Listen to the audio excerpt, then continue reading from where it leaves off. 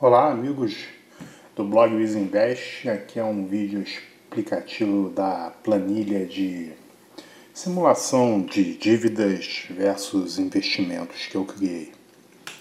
Então vamos passar aqui primeiro pelos parâmetros dessa planilha.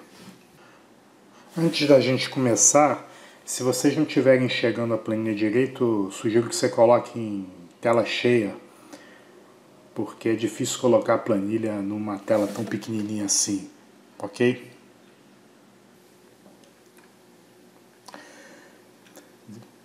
Aqui eu coloquei, por exemplo, o valor de um eventual empréstimo que você toma, a taxa de juros desse empréstimo, prazo e o valor da prestação na tabela Price. Aqui a tabela, você pode escolher entre Price e saque, e aí no caso de ser saque, esse valor acima não vai ser usado. Aqui seria uma taxa de aplicação líquida, que você pode preencher livremente, ou seja, líquida de impostos, né? É um valor que você, quanto é que a sua aplicação está te pagando.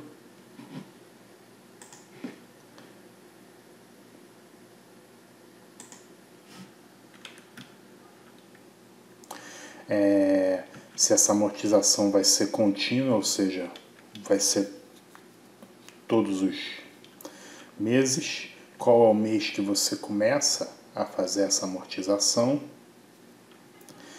se essa amortização ela vai reduzir o saldo devedor das últimas parcelas ou se você vai reduzir o valor da sua prestação devido a essa amortização. Eu coloquei os dois, mas a verdade é que uma amortização de verdade só realmente funciona, só é efetiva, não digo efetiva, mas só é um negócio assim que puro se você manter o que você estava pagando, entendeu? Você está lá pagando seu empréstimo como sempre e você foi lá e deu uma tungada. Então, por isso que os bancos gostam de reduzir as últimas parcelas, porque é mais fácil para eles do ponto de vista operacional. Mas eu também considero que os resultados são melhores quando você reduz das últimas parcelas, até porque você não muda a tua prestação e você amortiza mais ao longo do tempo. Aqui está o valor da Selic atual. Isso aqui é uma calculadora só para eu pegar assim, tipo um cálculo de uma taxa líquida. É para eu poder preencher esse campo aqui, para falar a verdade. Seria um IR estimado, um imposto de renda estimado é pelo aquele fato de que depois de 2 anos você cai na faixa de 15%, mas nem todo o teu dinheiro está 2 anos aplicado, então eu fiz aqui você fica livre também para preencher esse campo. E o sumário, que são os resultados finais do nosso estudo. Aqui, antes de eu entrar no sumário, isso aqui é o plano de pagamentos, então como é que o seu saldo devedor vai caindo ao longo do tempo. Quais são os juros que você está pagando, o principal, que as coisas que eu estava explorando no artigo, né, a questão de juros, o artigo acabou falando de juros versus dívidas versus investimento, mas eu acabei meio que dando uma explicação um pouco mais filosófica sobre a questão dos empréstimos, onde o principal seria a devolução do dinheiro e os juros seriam o aluguel do dinheiro. Então,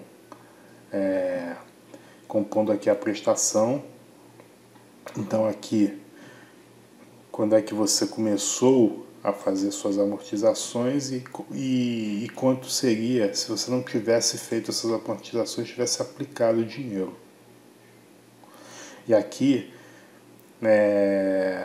o quanto você teria ganho também aplicando o dinheiro dessa amortização depois que a dívida realmente de fato acabou. E aí você começou a aplicar o seu dinheiro de verdade.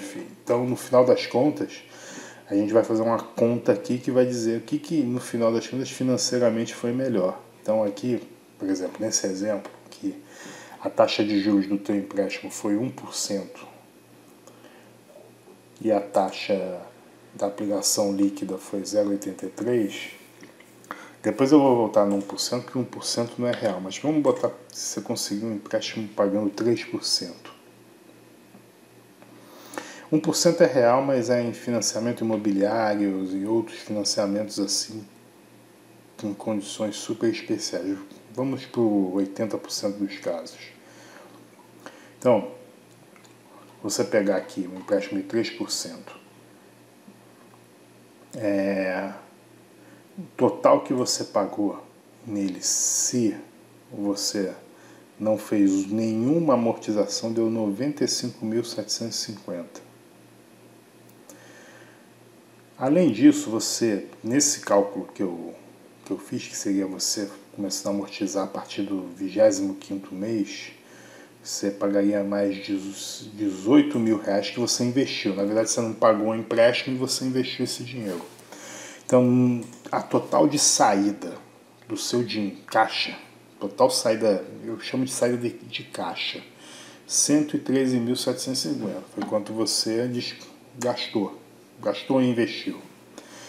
Só que, no final das contas, desses 60 meses, você, de fato, tem um patrimônio agora acumulado de 20.378. Então, é como se você não tivesse, de fato, gasto 113 mil. Você tem 20 mil guardados agora. E aí isso daria uma saída total de 93.371 reais. Ou seja, esse foi o teu gasto real.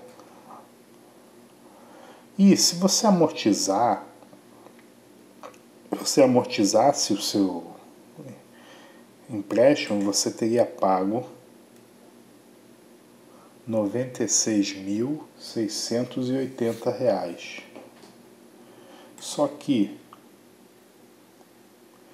você teria também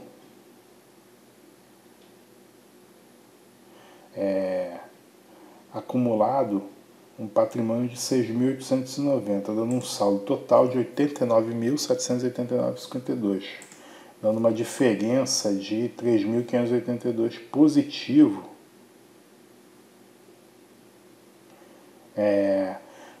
Ou seja, um gasto menor. Você quitando o empréstimo, você conseguiu financeiramente uma melhoria de 3.582. Então isso aqui é uma prova meio que matemática, porque quitar dívidas financeiramente é melhor.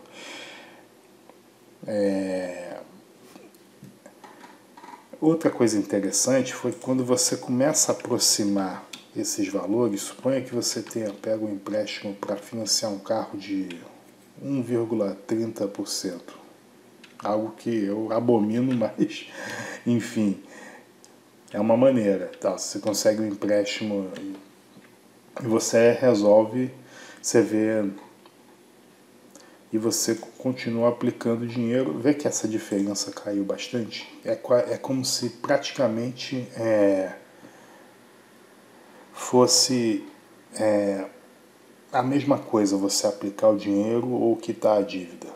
É claro que a dívida aqui, eu estou fazendo um cálculo matemático, mas isso vai variar do banco, existem taxas que o banco cobra, existe aquele IOF na cabeça, mas é que esse você vai ter que pagar de qualquer maneira, amortizando ou não. No final das contas dá R$ 142 de diferença, ou seja, financeiramente não deu muita diferença você aplicar o dinheiro, e aí no final das contas você, sem perceber, adquirir um patrimônio extra de R$ 20.378. Então, tipo, o efeito psicológico que é importante aqui, o efeito, tipo, você criou uma nova dívida interna para você mesmo e você conseguiu acumular 20 mil reais. Então, era justamente nesse ponto que a gente estava querendo chegar. Então, era isso que eu tinha para falar. Eu vou disponibilizar essa planilha para download, para vocês poderem brincar com ela e verem qual é a melhor situação. Um grande abraço e até a próxima.